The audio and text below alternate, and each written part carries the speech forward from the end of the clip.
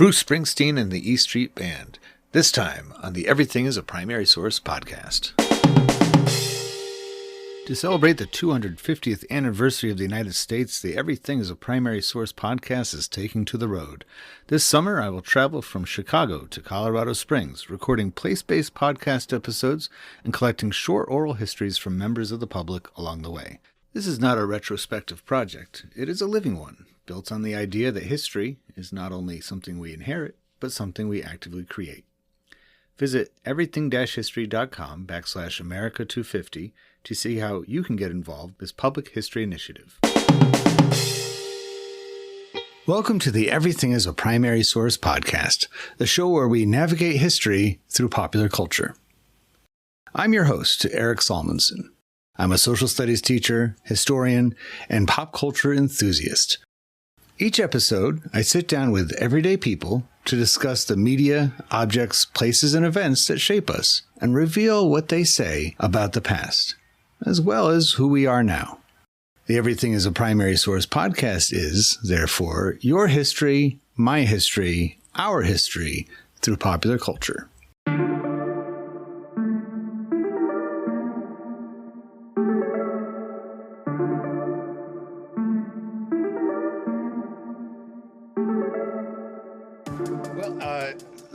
I'm so glad that this all worked out. It seems like it's been about a month, Melissa, that we first connected over LinkedIn. I heard you on a History Factory podcast talking about your amazing job. You're the director of curatorial affairs at the Bruce Springsteen Archives, and it's on the campus of Monmouth University. Yep, we are on the campus of Monmouth University in West Long Branch, New Jersey, just a mile from the beach here at the beautiful Jersey Shore. And I can only imagine what kind of job you have, especially as you're opening up at the very beginning of June, a brand new building on the campus. And tell us a little bit about that.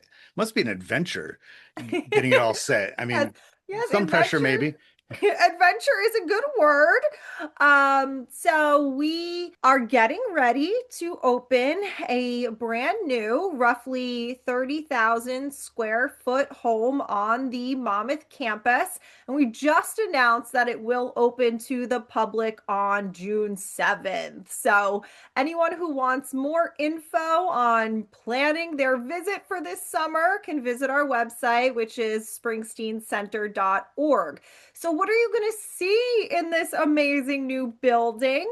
We have a 241 seat state-of-the-art theater, which will, on a regular business day, show this roughly 25-minute film by filmmaker Tom Zimney, in which Bruce Springsteen will walk you through the story of American music history, kind of through his eyes.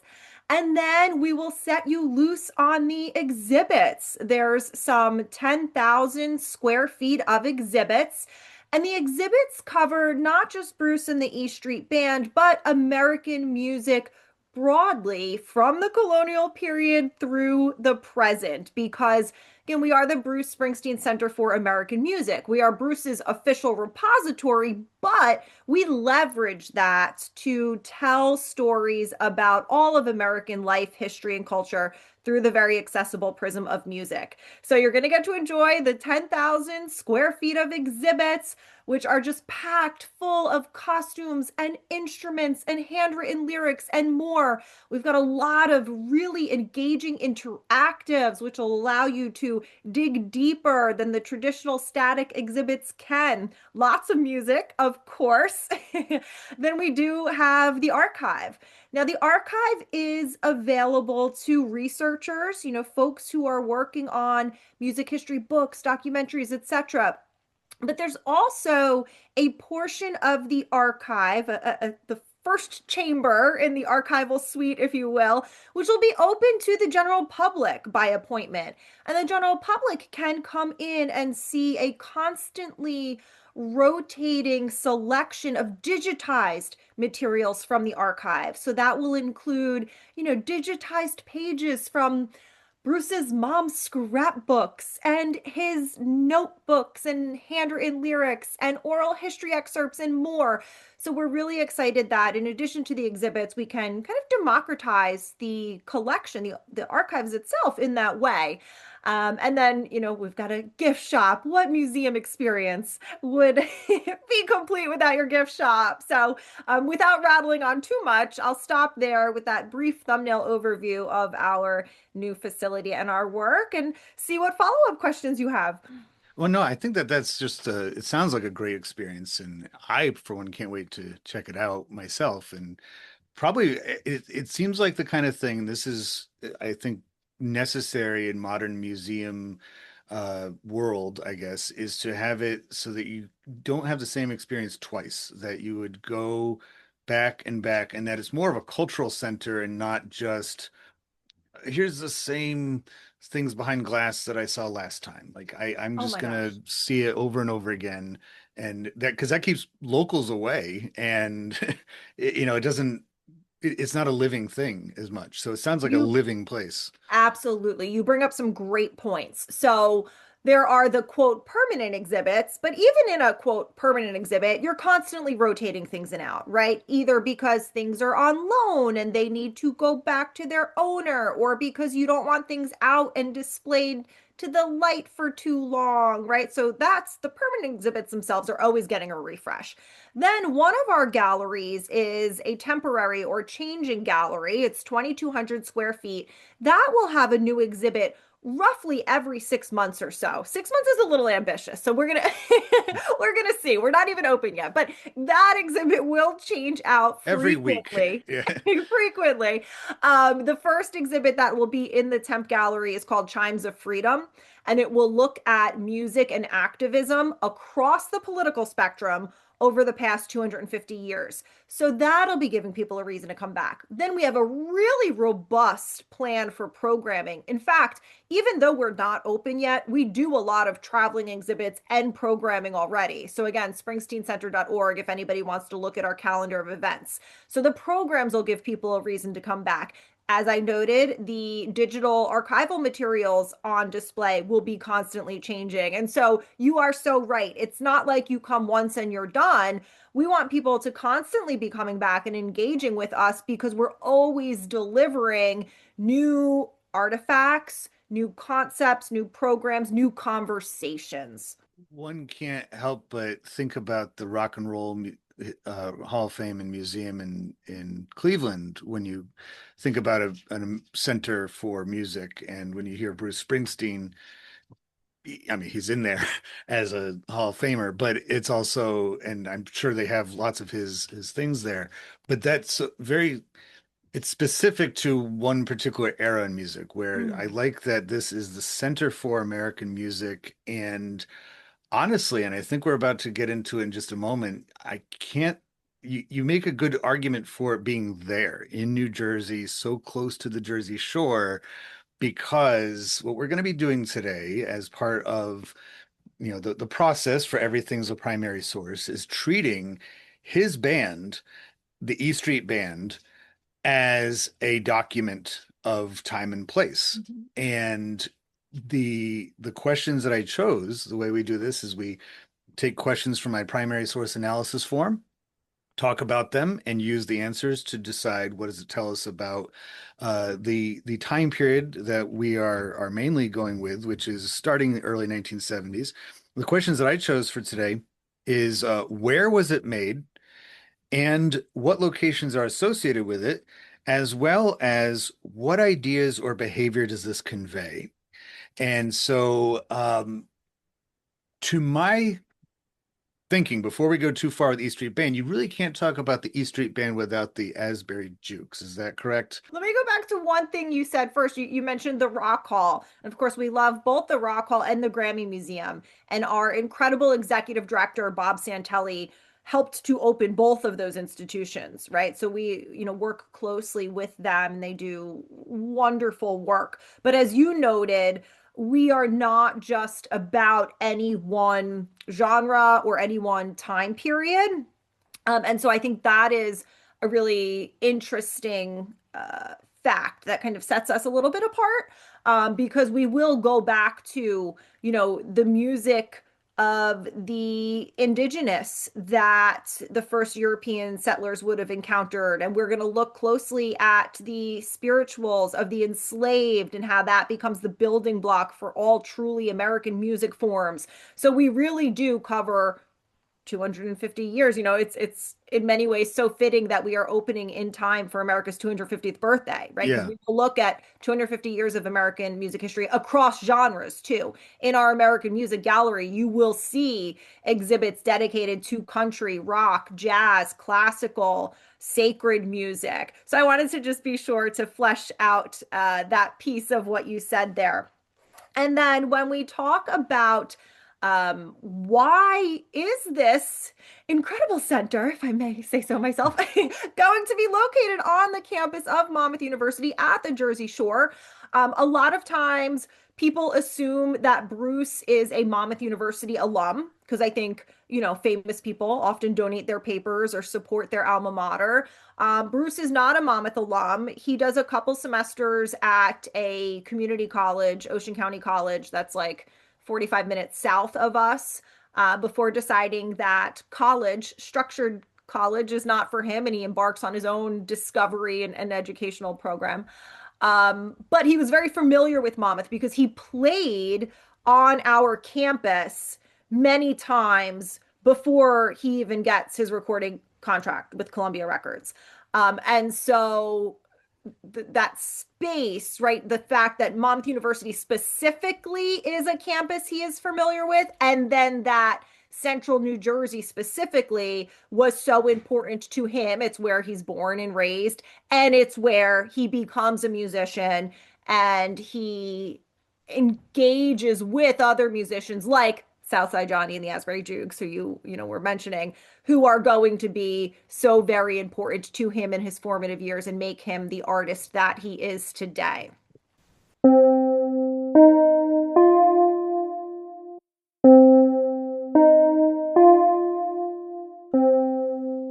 The two bands, Asbury Jukes and East Street, I mean, they have geographic names, don't they? It's all Yeah. about geography. And if I'm not mistaken, East Street, that's right, and Asbury Park is a city right on the Jersey Shore. When Bruce gets his recording contract, the record company, Columbia, would have been happy to market him as a New York artist. It's just easier. Everybody knows where Yeah. New York is. And though Bruce, if you read his, autobiography or, follow other things he said, he has a little bit of a conflicted relationship with his hometown, as so many of us do, particularly when they're in the thick of it in our teenage years. Despite that, he does not want to be marketed as a New York artist. He makes very clear, like, I'm from the Jersey Shore. And this is why his first two albums that come out in 1973, Greetings from Asbury Park, New Jersey.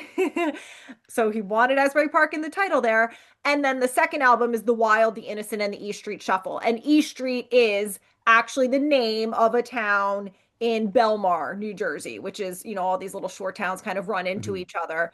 So it's right there by Asbury Park. But he was keen from the moment he's establishing himself as a quote unquote professional artist that he was from this specific place. And when you listen to those first two albums, they are very place based. He talks about the boardwalk. There's all of these kind of inside references that people at the shore appreciate and love, but it actually keeps those albums from selling as broadly as they might. And in Mhm. fact, when those first two albums come out, sales are not what the record company hoped they would be. And I think that is because in large part they were so place-based. And people in Ohio or people in New Mexico, they're not getting it, right? Yeah. So those first two albums, they are hugely popular here at the Shore. They're my favorite to this day. I'm biased. I'm Jersey Shore Yeah. born and raised. But they're not selling like hotcakes to the point where Bruce is actually has this like come to Jesus moment with the record company where they say, and I'm paraphrasing, of course, but something like, Bruce, that last album only sold 30,000 copies. And he's like, 30,000 people bought my album. That's who are all these people? And he's excited. And the record company's like, no, no, that's not good. The third album needs to sell bigger, right? And so that's when he hunkers down in a rented cottage in Long Branch, another city by the sea, the city of his birth, actually. And he writes Born to Run. And the themes on Born to Run are much broader. They are resonating with a broader audience across the country. So that's the album that changes his career. And it's because he had to expand his lyrics, his imagery a little beyond the Jersey Shore to resonate with a Mhm. broader audience. But place was critical to what inspired him as he's getting started as an artist. Yeah, one of those geographic themes is movement of people and ideas, and it's in the title of the album and the song, Born to Run. I'm leaving, I'm moving, and Mhm. it's applicable. You listen to the lyrics of that song, you can hear New Jersey in it, but it's not explicitly identifying locations. So it could be just as embraced in New Jersey as it is in Detroit, as it is in Exactly. I have a Honolulu. whole I I don't have know a if whole anybody wants to leave talk I Honolulu. do on Born to Run and the American Experience because it was just the 50th anniversary of that album. So we've been doing a lot of programming and just, things around Born to Run. And Born to Run and the American Experience is all about how do a close read of those lyrics, right? Read Born to Run lyrics, the whole album lyrics as a primary source. And it teaches you about life in America in the mid 1970s, right? The post Vietnam, post Watergate malaise, the stagflation. It's all there for you to read in those lyrics. And that was something that those were themes that people were struggling with. They saw themselves in those lyrics at the time. And now when we listen today, I think there are still people who see themselves in the lyrics, but also they teach us about the period in which they were written. Like it's so important to recognize that, like you said, in the first two albums, the having the place based, it's all about being on the seaside, the shore. It would be applicable to people along the Jersey Shore, of course, but I think even other places, especially on the East Coast, can identify with those same kind of scenery and settings. If you're down at Rehoboth Beach in Delaware, you might be like, yeah, similar kind of thing. Up here in New Hampshire, we have actually the shortest shoreline in the entire country. Yeah. It's less than 20 miles, but there is one town that has an extent, it's known for its boardwalk, and that would be Hampton Beach. And Hampton Beach has, from 1899 onwards, a casino ballroom that has had lots of musicians come through over the years. Back in 2012, there was a local resident who was trying to get. There's an outdoor venue called the Clamshell, or the Shell. It's like a amphitheater type thing right on the beach that's been there for a long time, and he wanted to have that renamed the E Street Amphitheater in honor of both Bruce Springsteen, the E Street Band, but also because E Street doesn't exist in Hampton anymore. It Mhm. was consumed by the casino ballroom. So Yep. where the big casino was built, there's all the other letters except for E Street. And so it's technically on E Street. Well, I just think it's like we have this connection, even though they're separated by several hundred miles. Seaside towns have similar histories to each other. And I'm assuming that most of the Jersey Shore had seen a lot of that development taking place in the late 19th century when people had more leisure time, when they could get away from urban areas, suburban areas were growing. I know in Hampton Beach, it was the trolley lines that really developed that area a lot so they could bring people to the beach and then gives them something to do. So, like, music had a huge presence there because especially in the days before people really splashed around the water and around here, I don't know what it's like in New Jersey, but around here, the temperature of water gets maybe 65 degrees in the thick of the summer. So it's not a place you're doing a lot of swimming. You need something to do. You need a distraction. Baseball, for example, in New Hampshire has its origins at Hampton Beach because people are like, let's go watch a game. Same thing up north in Maine at Old Orchard Beach. They have an old baseball field minor league teams play at and such. Is it similar history in New Jersey where those beachside towns saw a lot of development in around the same time period? I mean, this portion of the Monmouth County, Jersey Shore that we are talking about became a playground for like the rich and the famous during the Gilded Age, right? Because it was easy to come down from New York. And so this particular section of the Jersey Shore in Monmouth County, you know, we have like Seven Presidents Park, for example. It was literally where everyone from presidents to robber barons came and built these quote cottages, which are really mansions, to enjoy the summer. And that's really when the Jersey Shore starts getting developed in a big way. So we can go all the way back to the Gilded Age. And then as we work our way forward, right, we get, to the Bruce Springsteen era, if you will. Asbury Park is an interesting case study because I'm sure you know the story of how there's racial unrest there, which leads to that particular city being in deep decline for many decades, and it's now enjoying a resurgence that some would call a resurgence, some would call gentrification. But we can see kind of a microcosm of the business and economic development of the United States. Long title. That's a class I actually teach, which is why it rolled off my tongue like that. But we can see that playing out here at the Jersey Shore for sure. And when it comes to music at the shore, by the time you get to the 60s, it's transformed. I'm imagining that, from the Gilded Age onward, it went through all the different phases. You had, ragtime bands, and Yeah. eventually you get into the jazz age and big bands and things like that. And so having a selection of talented musicians to pull from wasn't that crazy of an idea because there was some presence of that culture in there. I was in a band in high school. This is up in northern New York, so there's not a huge pool of musicians to deal with there. And we always found that like there's like a hierarchy. There's a billion people can play guitar. There's almost as many that can play bass. Drummers are the hardest to find because they have so much equipment.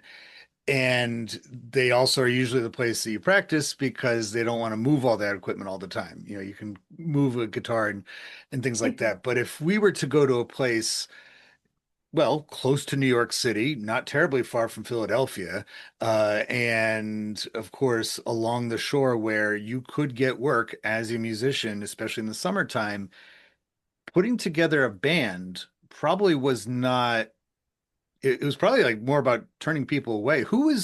Besides Bruce Springsteen, who is really at the core of the E Street Band? Who is the one putting it together? Is Steve Van Zandt the big player there? Don't ask me questions that are going to get me in trouble. Come on. No. So we can trace Bruce's evolution. So his first ever, like what we call his first real band is the Castiles. And the Castiles are in Freehold, which is where Bruce is born in Long Branch, which is on the ocean. He's born in the hospital in Long Branch, and then he moves roughly 20 minutes inland to Freehold. That is where he is raised. He spends his childhood. That's where his first real band forms. And the lineup is fluid in these teen bands. As you just said, people are coming and going. The Castiles break up. Their drummer, Bart Haynes, is tragically killed in Vietnam because we have to keep in mind, right, the Vietnam War is going on as Bruce is developing his early bands and getting into his recording career. So there's the Castiles, there's Earth, Child, Steel Mill, the Bruce Springsteen Band, and a lot of these bands will have some of the same characters moving in, moving out. Um, when we look at Southside Johnny, right? There are other bands who are in this mix. Steve Van Zandt has his own band for a period called The Shadows. And they're all kind of competing with each other at these Battle of the Bands events. And Steve's band Shadows is actually one of the most popular at these teen events. But then he ultimately winds up, throwing his lot in with Bruce. So, this whole history of who formed what band can get a little complicated because things were so fluid. But while we're talking about the formation of bands and meeting the cast of characters and also geography, if I can, I want to give a shout out to this place called the Upstage Club in Asbury Park. I think that when people think of Asbury Park's music scene and Bruce, they probably think of the Stone Pony. And the Stone Pony, is this legendary music venue. It's known around the globe, of course, but it doesn't open as the Stone Pony until 1974. And Bruce already has two albums out at that point. When we look at a place, geographically, a place that was more important to Bruce in his formative years, we would look at this club that no longer exists called the Upstage Club. The Upstage Club was run by this married couple, Margaret and Tom Potter. And it was this like crazy all hours jam session. And musicians would go there and you would sign up for a slot on the stage. And that's really where Bruce, one, gets to practice his craft, gets to hone his now legendary stage presence, and it's where he meets many of the future members of the E Street Band. So I want to give a shout out to the Upstage Club, and anybody who's listening to this should go Google it and learn more about its fascinating history. And so that's a club that is right in on the shore as well, right? So it'd be probably pulling its crowd from beachgoers and from locals, I imagine. And that's such an important thing when it comes to the locations associated with it, because especially in the time period, late 60s, early 70s, I feel like rock and roll was wide open then. There was so many possibilities. Uh, you know, it had gone through several phases by that point, and the 70s, we're thinking about young people then, teenagers then, they were growing up through all of these evolutions. So they have so many different sounds to pull from, so many different styles to pull from. You perform in front of a live crowd, a number of things can happen. Either people in the crowd say to themselves, "Wow, that's great. I'm going to go and tell other people back home about this group that I saw and that, club that I went to. I'm going to look for their album." Maybe they'll even say, "Hey, I want to do that." It doesn't look particularly over the top difficult to learn how to play one of those instruments. It's very democratic form of music. It's not um as difficult as like playing a piano or something like that. I want to be on it too, and so it can also form new acts. And it's kind of like people look at places like CBGB's in the city as being such a ground for that, where so many groups were just feeding off each other and coming and going, because especially punk rock was just so stripped down. Anybody could literally do it, and a lot of people did, even for a very short time. But we tend to forget that that was going on a lot of other places. It wasn't just in New York City. It wasn't just in that super urban area. It was on the outskirts of town too. That is such a great point. And also think about all the artists at all of these CBGBs, upstage clubs, Stone Ponies that never made it big. And that fascinates me so much because I think a lot of time it's not necessarily like the most talented musicians who make it big. There's so much like luck and just who knows what that goes into it. So sorry for that little tangent, right? But like as you're saying, there are all of these little clubs and all of these teen bands. And it's so fascinating to think about those who were on the cusp of stardom but didn't quite make it. They had such opportunity again in the 70s. I mean, music was changing, but also the way that you'd get your music was changing. This is when cassette tapes were starting to show up more and more portability. FM radio stations existed in some marketplaces, so you could actually hear the fuller sound rather than just, what AM provides. And it launched us into a much heavier. I think one of the things that really puts Bruce Springsteen, the E Street Band, and appropriately, Center for American Music it's hard to really pin down. It is rock and roll, but there's so many more layers to it. It's like So many he influences. is he I remember like when Joe Strummer of The Clash died years ago. They had a tribute to him at the Grammys, I think, and Bruce Springsteen was part of the band giving the tribute. He had Yep. admiration for the Clash. He famously, infamously, I don't know which one you want to call it, but Hungry Heart was written for the Ramones. Hmm. And then somehow, I mean, there's lots of stories on how he ended up back with it. But, people have tried to project like, what would it be like if the Ramones had recorded that song? I'm like, I don't know. I think it's like kind of his song. But it's he always stays very much like if you were to average it all, it is rock and roll, but different variations of rock and roll. So many influences from the blues to country to gospel. I mean, I think gospel is one people would never think of. But he's got so many influences and was willing to experiment. Perhaps the best example of the experimentation is the short-lived band Dr. Zoom and the Sonic Boom, where they literally had like Monopoly games and baton twirlers on stage as they were performing, right? Like talk about Of course. experimentation. And that's something, these influences and how music is this great like melting pot, to use a cliched term, is one of the things we will explore many times throughout the new museum when it opens. So for example, one of the interactives that I mentioned earlier is the quote influences interactive, and it looks at artists who influenced Bruce, and he talks to us about why. I don't want to give too much away, but he talks to us about why those artists from across genres influenced him. And then we look at modern artists who tell us why they were influenced by Bruce, right? Or that whole 25-minute museum intro video that I referenced by Tom Zimney. That's Bruce talking to us about how these artists across genres, from the girl groups, right, of the 60s to gospel music to country music, how that all influenced him. So it's a great point to bring up.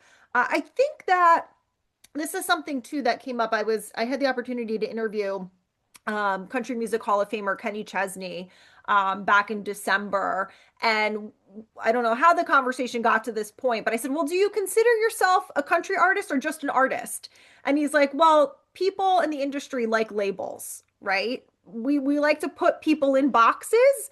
But I Mhm. think if you are a student of music and you look at it objectively, you recognize it's not really that easy, right? Because whether artists realize it or not, and I do think most of them realize it, they are influenced by many, many different genres and many different things in their lives. Yeah, it's really hard to pin down, especially the longer you go away from the big bang that was rock and roll in the 50s, the further out it refracts and the more access you have to things. I'm imagining the record stores in and around Asbury Park and along the Jersey Shore are probably incredible places. You can get all sorts of albums and records to influence your sound.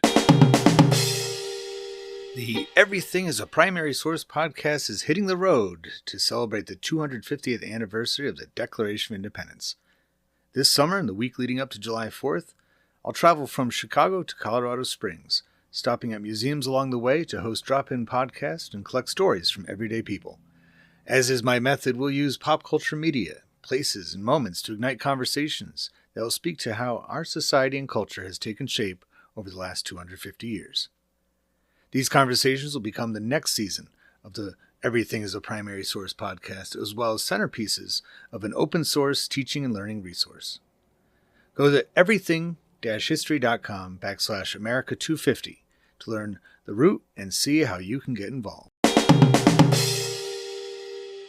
We haven't mentioned is the issue of race and how music and race have always had these very fascinating intersections. So Bruce has noted that he was very much influenced by African American artists too, which was not necessarily the norm or not necessarily something that artists at the time were cognizant of. But the E Street Band was at some points like one of the most racially integrated rock bands that you could find. Even before the E Street Band, you know, there are African American men and women in Bruce's bands. You know, the Bruce Springsteen band, for example. I just did this Women's History Month blog where we were looking at different women who have sustained, inspired, and performed with the E Street Band. And there's these two incredible women, Barbara Dinkins Gunter and Dee Holmes, who in the early 1970s answer an ad that Bruce puts in the newspaper for, quote, girl gospel singers. And so these two Black women who grew up singing in the gospel church, they joined the Bruce Springsteen band for a period. And they're not just like window dressing. You can go listen to recordings where they take center stage and God, they've got some pipes, right? And so I think that's another interesting note to consider as we look at Bruce's influences and the construct of the E Street Band over time.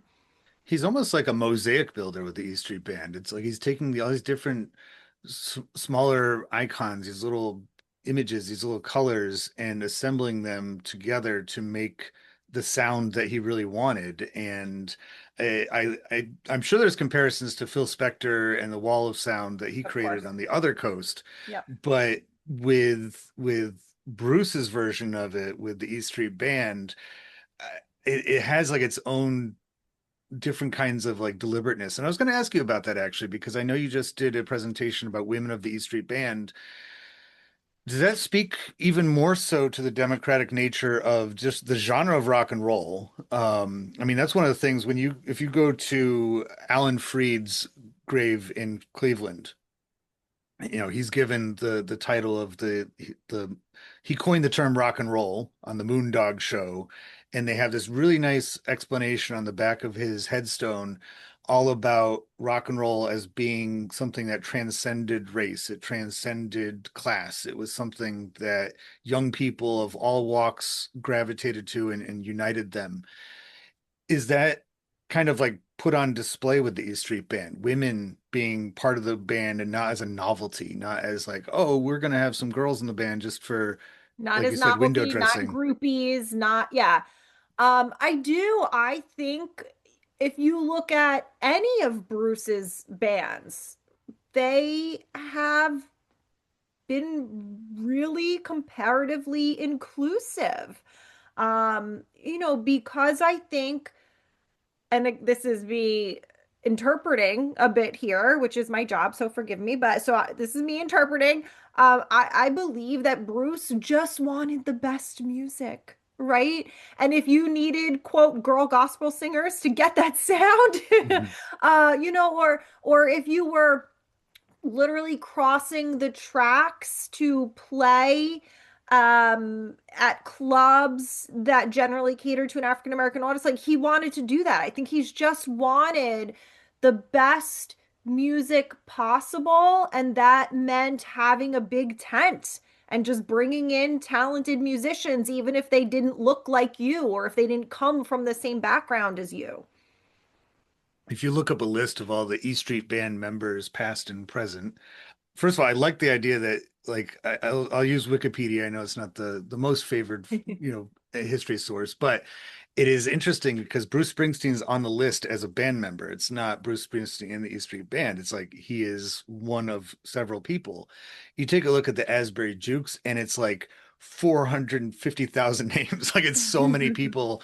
Some of them have been like honorary members, like John Bon Jovi, honorary member of the Yeah. group, things like that. But it's like you have these pools to pull from. It's like, here's this talent.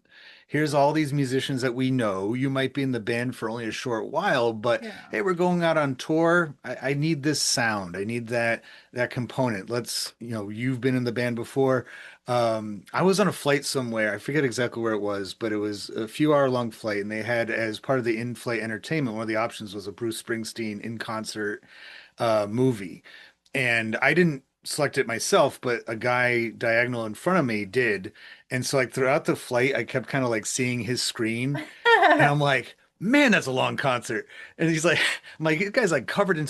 Then I realized it was actually different concerts they had cobbled together, Oh, but that's funny. still, that was always kind of his thing, right? Was the playing for the people and giving them a show and making sure that their ticket money was well spent. He Yeah. really couldn't have done that without a band that was energized in the exact same way. Yeah, so you comment on the lengthy list of, say, members of the Asbury Jukes. I think when we look at like core E Street Band members, again, this can be a politically charged question. But like you think of, okay, so Bruce, Steve Van Zant, Gary Talent, Max Weinberg, Roy Bittan, Nils Lofgren, Patty. Um, but we could make that list a lot longer too, right? If we want to include people like, I don't know, the East Street Horns, that's a big section. Mhm. Or there are a lot of female background singers that join them from time to time. So kind of depends like who you are counting and when. But yes, the idea that if you are going to get on stage with the E Street Band, you had better be prepared for a marathon high energy performance. Like you said, the drenched in sweat, leaving everything out on that stage. And actually, one of the galleries in our new building will be Bruce Springsteen in concert, where we will have curated some of the best live performances, and people can kind of go in and have an immersive in concert experience, because that is part of what makes Bruce. Again, I referenced earlier, what is the magic? What kind of alchemy has to happen for someone to, one, make it big in the first place, breaking out of all of the other talented musicians that are out there, and then not be a one hit wonder, but have a career that spans 50 plus years. Like Bruce or not, it's undeniable that 50 plus years after his first albums come out, he's still selling out stadiums around the globe. So even if you don't like him, some people obviously like him, Yeah. right? And part of that is the music is good, the lyrics resonate, but the high energy shows are certainly part of what keep people coming back for more. Was that the show that was developed on the shore? Like that was kind of like almost like ambassadors for the Jersey Shore by going around and having, Clarence Clemens is always there with his saxophone, and you see Bruce going from, band member to band member, kind of like working off of them and stuff like that. Is that, From the what? time Bruce was playing the Upstage Club, which we referenced earlier, or swim clubs, or, high school gyms, or the Fort Monmouth Teen Club, he realized early on that performance was part of the craft, right? It wasn't just about the chords, it was about the performance. Mhm. And that's something that he honed at all of these little places along the shore, and now has taken with him to the global arena. Yeah. I think that I know that one of the questions I had, and I think we just answered it, ideas and behavior that it conveys, was just like that knowledge that he had. And I think that was the necessary component for the day, that by the 70s you had to be, if you're going to be a successful rock and roll act, you had to have something that set you apart. You also had Yeah. to be a presence. You couldn't just, and I mentioned earlier about Aerosmith being another band from this same era that's putting itself together.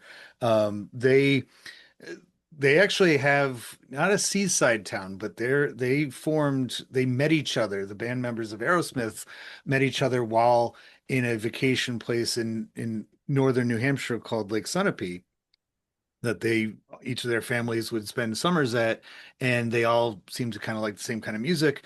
You can't really go very far. You're not going to have any clubs to pack in Lake Sunapee, New Hampshire, but Boston was, of course, the closest big metropolitan area, and that's how Aerosmith became eventually the bad boys of Boston. But I talked to one of their um, early roadies when a couple years ago doing my podcast. He just stopped by at my table. I didn't know who this person was, and he was admiring the rock and roll albums I had out. And he starts to tell me that him and his friends were playing frisbee one day in South Natick, Mass, and out pops from the this barn that they used to sell rugs out of, the members of Aerosmith, because they're rehearsing there, and they just popped out and said, "Hey, you guys want to help us move some equipment?"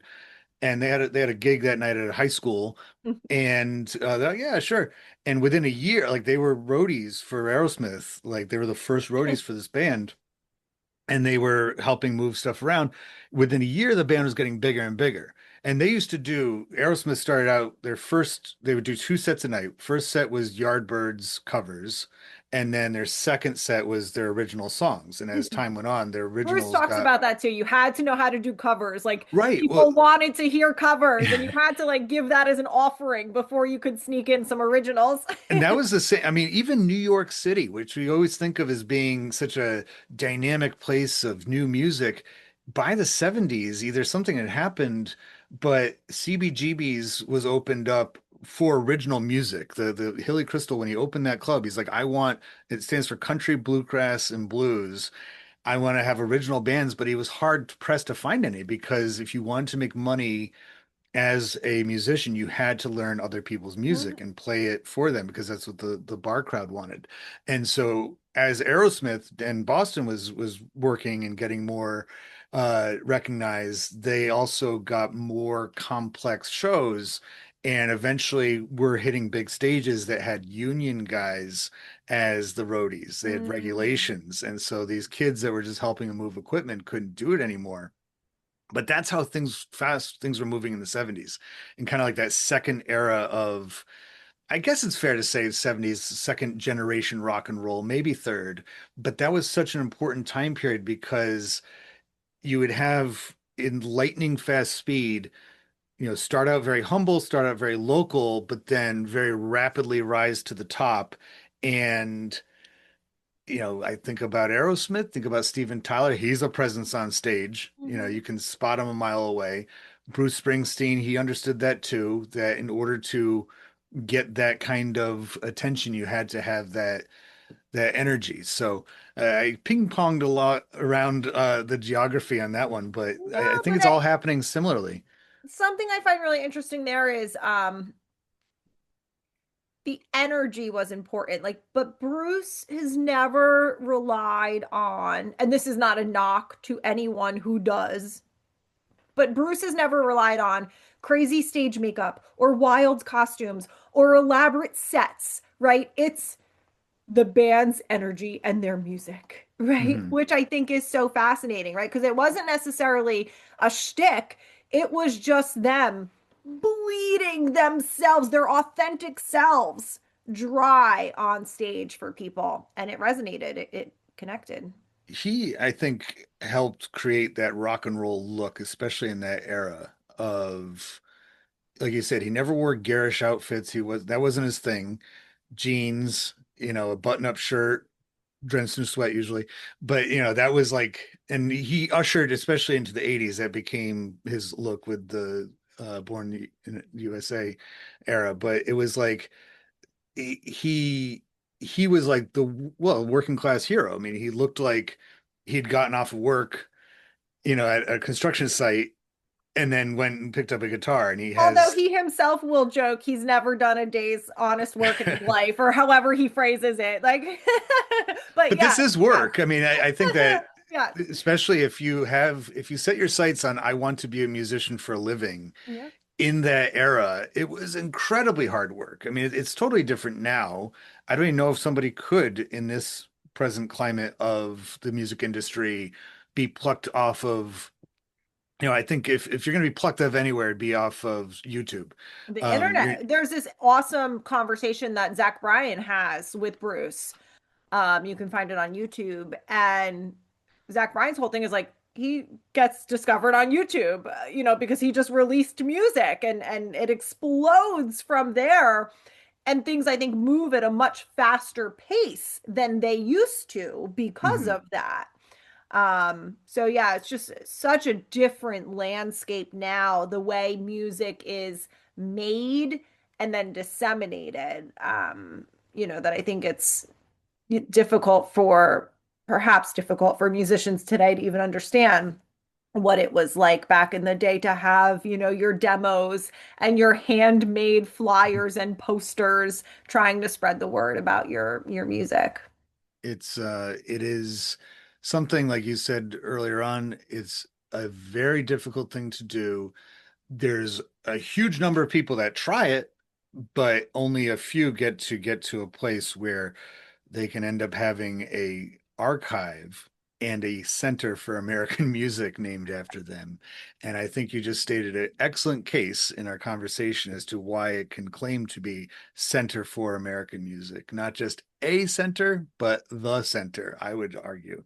And it has everything to do, like I said before, I love geography. I think that place has such an important influence, even if we don't recognize it right away.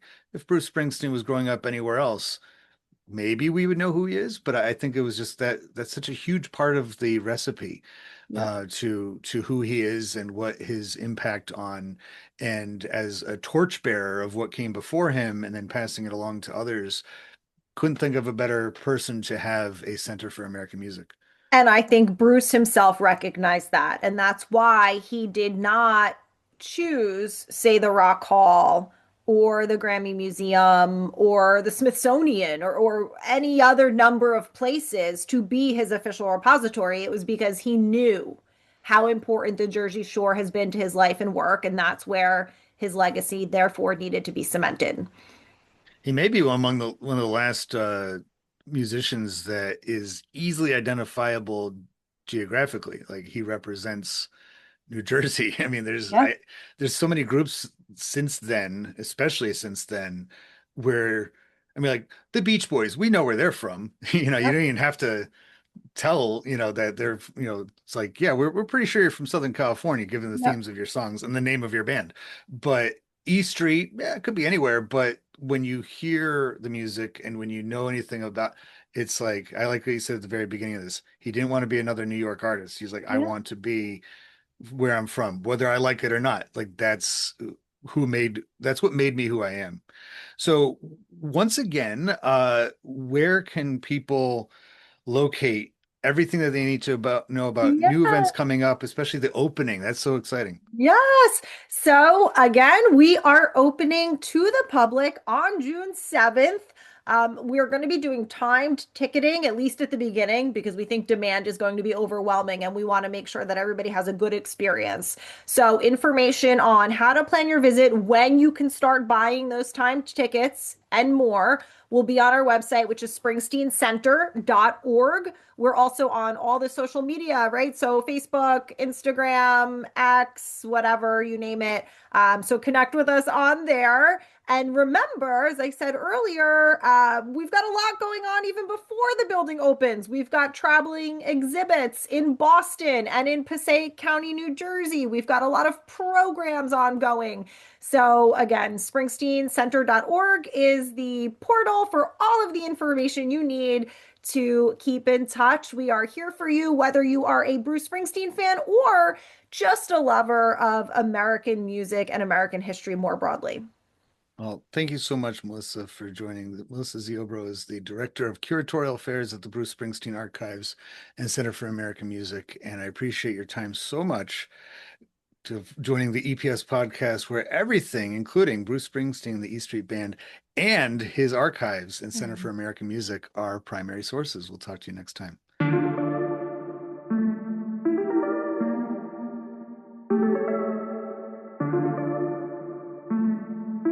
Popular culture, by definition, connects and unites us and proves that people of different backgrounds, in fact, have a lot in common with one another. I hope you enjoyed this conversation, at least in part, for that reason. If it connects with you and you'd like to add to it, or any of the podcast episodes, just visit everything-history.com and search for the Everything is a Primary Source project, which can be found in the classroom section of the website. We'd love to hear what you have to say. Be sure to rate and share this podcast wherever you are listening to it now, and follow Everything as a Primary Source on social media, including YouTube and especially Instagram. Thank you for listening to the EPS podcast, where everything is a primary source.